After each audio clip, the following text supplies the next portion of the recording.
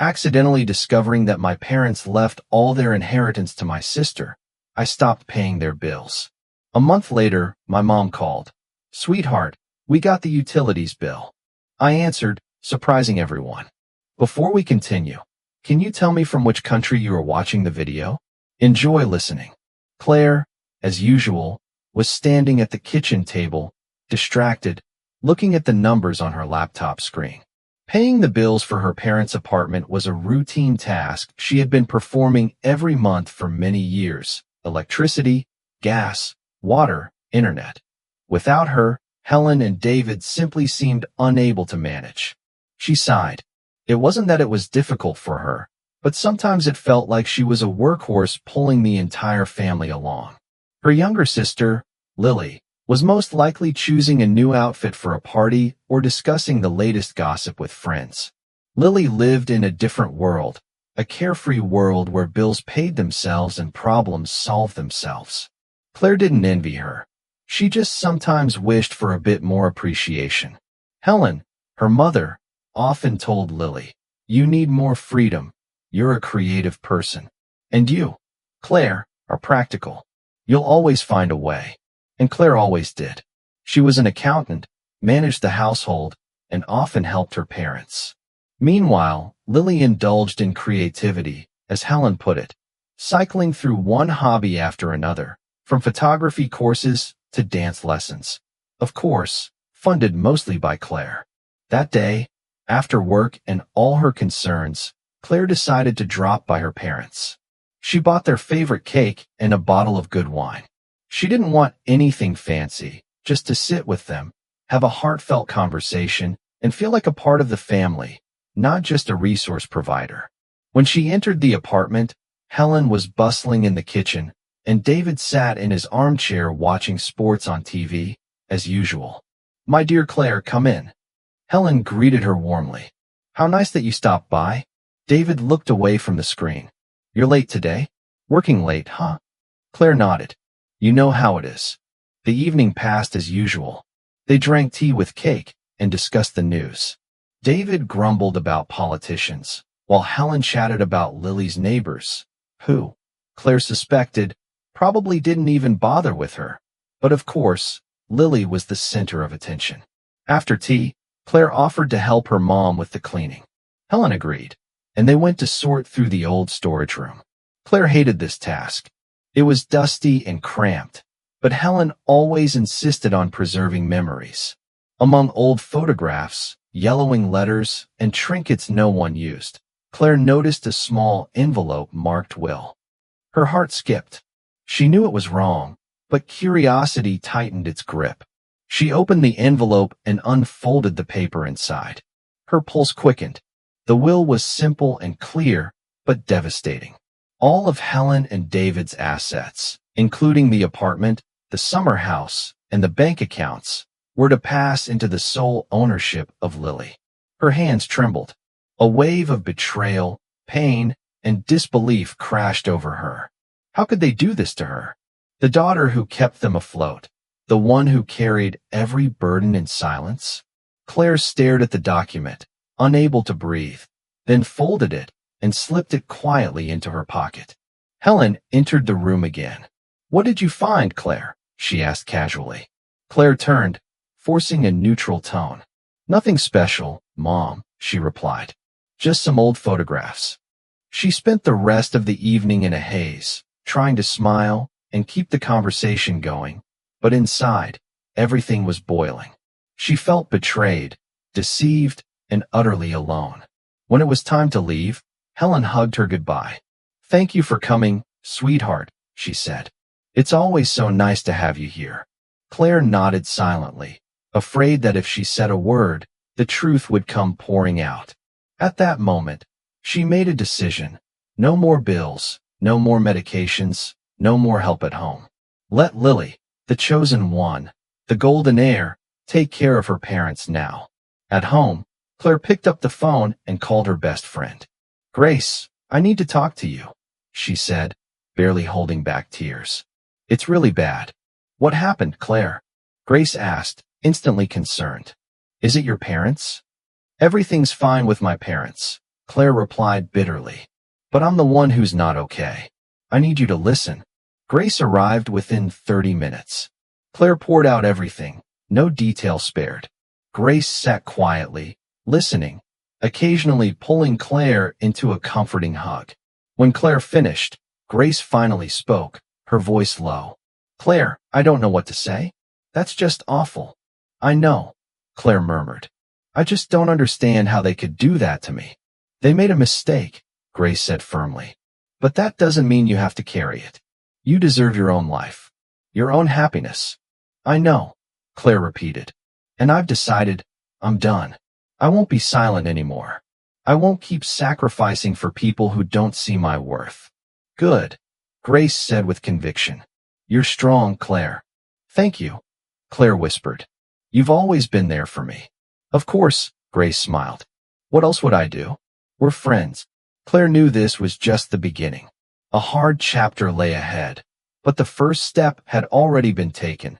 She would stop paying for her parents. At first, everything at Helen and David's house seemed normal. Nothing looked different. They hadn't yet run out of medication. The TV still played in the background. David grumbled about morning news, and Helen bustled around the kitchen as usual. They didn't even immediately notice Claire's absence. Helen assumed she was busy at work, buried in spreadsheets, and didn't show much concern. David, ever dismissive, shrugged. Where would she go? She'll come back, sweet as always, he muttered behind his newspaper, sipping tea without worry. But the days rolled on, and Claire didn't appear. No phone calls, no texts, not even a single forwarded bill.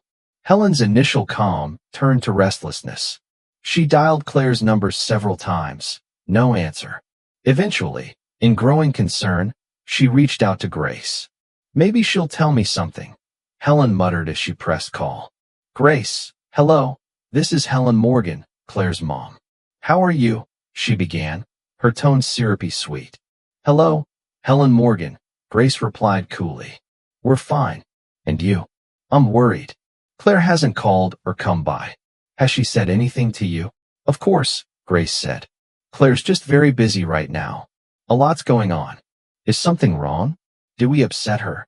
Helen pressed, trying to sound casual. Maybe you should ask her that, Grace replied curtly. I'm not in a position to share someone else's story. Helen's patience thinned. Just give me a hint. I'm her mother. She needs space and time. That's all I can say. She'll speak when she's ready. And now, I have to go. Grace hung up without another word. Helen sat in silence, confused and frustrated. She told David about the call, and he scoffed. Space and time? What's that supposed to mean? Some friend she is. Still, a quiet worry began to settle inside David as well. The absence of Claire, the reliable support she had always given, was beginning to feel real. The alarm bells didn't truly ring until the first stack of utility bills arrived. Out of habit, Helen picked them up and set them aside for Claire, until the thought struck her like a slap. Claire wasn't coming. Now, they would have to deal with these bills on their own. She tried to call the management company, but they answered her curtly and demanded her account number, something she, of course, didn't know where to find. In the end, she hung up in despair. David, what are we going to do? I don't understand any of this, she cried, her voice shaking. David frowned and took the bills from her hands. He scrutinized the details, trying to make sense of them, piecing together scattered fragments. He had always been used to Claire managing everything, keeping the house running, paying the bills, handling the mess. She spared him from unnecessary trouble. All right, we'll figure it out, he muttered, but deep down, even he didn't believe it. They spent the entire day trying to navigate the maze of paperwork. In the end, they managed to pay the bills, but it cost them more than just money. It drained them emotionally and mentally. By evening, when they finally sat down, a heavy silence filled the room. That's when they truly realized it. How completely, utterly dependent they had been on Claire. She hadn't just helped them, she had carried them. And now, with that support gone, they found themselves stumbling like children in the dark, helpless and afraid. Unable to bear it, Helen picked up the phone and dialed Claire again. This time, her daughter answered. "Sweetheart, what happened? Why haven't you been calling or visiting?" she asked, her voice a trembling mix of anxiety and concern. Claire's response was icy. "What's the matter? Don't you have Lily? She's your inheritor. Let her take care of you now." Helen froze, stunned by the coldness. She had never heard so much pain in Claire's voice before, so much bitterness. "But Claire, we're your parents." "How can you say that?" she stammered. "How could you do this to me my whole life?" Claire snapped. "I supported you both, and you chose to give everything to someone who doesn't even remember your birthdays. We just wanted her to have a future," Helen murmured, a lump rising in her throat. "And what about my future? Was I born just to serve you and Lily?" "No, Claire, of course not. We didn't think." "Exactly." Claire cut her off, her voice sharp. "You've never thought about me. Live however you want. I'm done financing your life." With that, she hung up. Helen sat frozen, the dial tone echoing in her ears. She turned to David, tears already spilling down her cheeks. "She said she won't help us anymore." David didn't reply. He lowered his head, guilt weighing down his shoulders. In that moment, he realized how deep the damage went. They had made a terrible mistake, blindly favoring Lily, assuming Claire would always be there. But now, he had no idea how to fix it, or if it could even be fixed. A month passed. Claire buried herself in work and pottery classes, trying not to think about her parents. The pottery wheel became her escape. She poured her anger, her pain, and her hope into each creation: vases, cups, figurines. The studio was quiet, safe. With every spin of the clay, she reclaimed a little more of herself. Meanwhile, back in Helen and David's apartment, things were shifting. The financial troubles were joined by health problems. David ran out of his blood pressure medication. He started feeling dizzy, weak. They needed to see a doctor, but they didn't have the money. Helen looked at him, scared. "We need to call Lily. Maybe she can help." David didn't argue. They had no other choice. Helen picked up the phone and dialed. Lily answered, annoyed. "Mom, what's wrong?" Helen hesitated, trying to keep her voice light. "Sweetheart, we were wondering, maybe you could help us a little?" Lily sighed loudly. "Mom, I told you I'm swamped. Work is insane, it's chaos. And I'm not Claire, okay? I don't have time to solve all your problems. Try to handle it yourself." She hung up without another word. Helen lowered the phone slowly and looked at David. In his eyes, she saw everything. Her own fear, his guilt, their shared helplessness. "What do we do now?" she whispered. David remained silent. There was nothing he could say. For the first time, he felt the full weight of their decisions crashing down. Meanwhile, Lily tossed her phone aside. For a fleeting second, she felt a pang of guilt. She knew they needed her. But the party was tonight. New people, good photos, another story to post. And Claire? Claire was probably just overreacting. Or so Lily told herself as she reached for her dress. And she coerced herself to return to her old responsibilities. "Claire, hi," she said, forcing cheer into her voice. "Here's the thing. The parents need help. Maybe you would reconsider and help them." But the moment Claire heard her sister's voice, a surge of fury rose within her. "Lily, you know perfectly well why I no longer help our parents. It's not my responsibility to clean up after you just because you don't want to face real life. But you're the inheritor now, so take charge." Lily snapped back, but Claire didn't let her finish. "Don't call me again," she said coldly. "I don't have time for pointless conversations." And she hung up. Lily threw her phone onto the couch, her face flushed with humiliation. "How could she do this to our parents?" she hissed. In her mind, the answer was simple. Claire must be jealous. Jealous of her beauty, her freedom, her success. What else could explain such cruelty? Such cold indifference?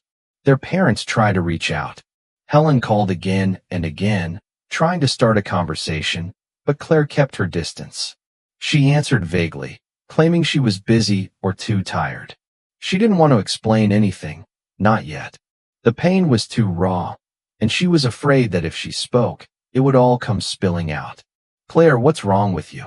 Helen pleaded over the phone. You sound so distant. We're your parents. Don't you understand that? Claire's voice was dry. Mom, you've used me for years. And now, when I'm no longer useful, suddenly you remember I'm your daughter? David tried too, but his words failed him. He was never good with emotions. He called and stayed silent, waiting for Claire to speak. But she said nothing, and the silence stretched until the call ended. They were left staring at each other, wondering how everything had fallen apart so quickly. They began to reflect. Helen and David spent long evenings replaying moments. Every instance they had praised Lily, overlooked Claire, expected her to give without question. We were blind, Helen whispered, wiping her eyes. We thought she'd always be there. We never imagined she'd walk away. David grumbled. Should have figured it out sooner. Now look where we are. Meanwhile, Lily struggled. She made a few half-hearted attempts to help, tried to pay a bill, looked at medication costs, but quickly gave up. This wasn't the life she knew. She didn't know how to manage without someone else doing the work. Why am I even the one dealing with this? She vented to a friend. Why do I have to pay? Claire's richer anyway. But her friend didn't sympathize. You're the one who always let Claire handle everything. Now she stopped, and you're shocked? That's not fair. Lily ended the call, seething. She felt trapped. On one side, she didn't want the responsibility. On the other, she knew if she didn't do something, everything would collapse. Claire, meanwhile, found freedom, but not peace. She immersed herself in pottery, spinning clay into vessels filled with her pain, her rage, her quiet hope. The studio was her sanctuary. Grace watched all this unfold, never leaving Claire's side. She saw how Claire's mood shifted, how some days she sculpted with intensity, others in silence. Grace understood Claire needed more than time. She needed support, understanding, and maybe, in time, a path back to healing. Don't hold a grudge forever, Grace said gently one afternoon. They're still your parents. They messed up, but they're trying. Maybe they deserve a chance. Claire didn't respond. Her hands kept shaping the clay, her eyes fixed downward. She knew Grace was right. But forgiveness was not a decision, it was a journey. And Claire was only just beginning to walk it. Then Helen called her to inform her about their decision. Claire, we've rewritten the will, Helen said. Now everything will be even between you and Lily. We realized that we were unfair to you. Claire listened quietly. Then, with a calm that masked the storm within, she replied, It's not about the inheritance, Mom. It's about the fact that you didn't value me. You took my care for granted while adoring Lily for simply existing. I need time to process this. Her voice wasn't angry. It was tired, like someone who had carried the weight of a family for far too long without thanks. Despite her internal struggle, Claire noticed something inside her was changing. Slowly, she was thawing. She saw her parents trying, really trying, to correct their mistakes. She saw them fumbling through everyday challenges she used to handle for them with ease. And though the past still hurt, her anger loosened its grip, leaving room for something else, compassion.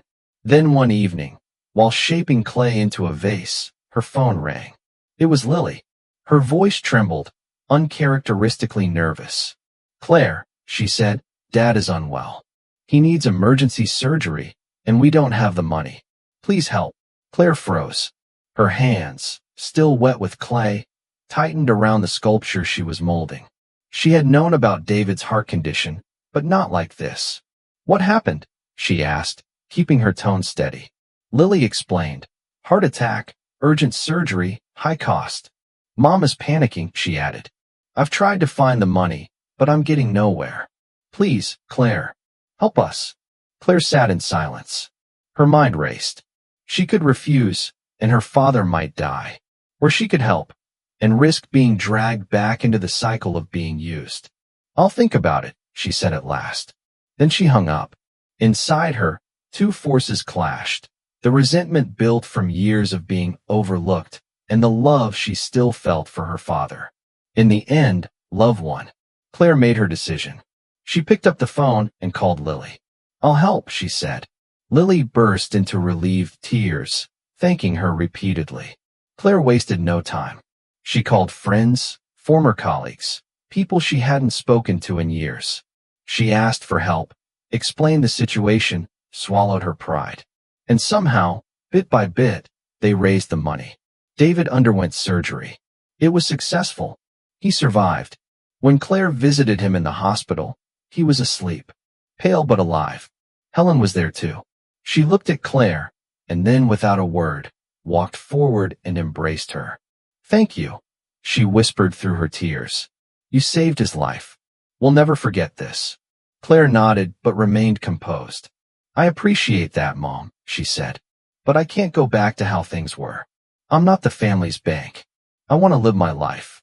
I want to do what I love." Helen didn't argue. She just looked at Claire, really looked, and something in her softened. David, now awake, gave Claire a weak smile. Helen turned back to her and said, "We're not asking for things to return to the way they were. We just want you to know we love you. And we're sorry, truly sorry, for how we treated you." For a moment, Claire said nothing, but her eyes grew moist. That was all she had ever wanted. Not money, not recognition, just to be seen, to be valued. She nodded. It was enough. An apology, understanding, a door slowly opening again.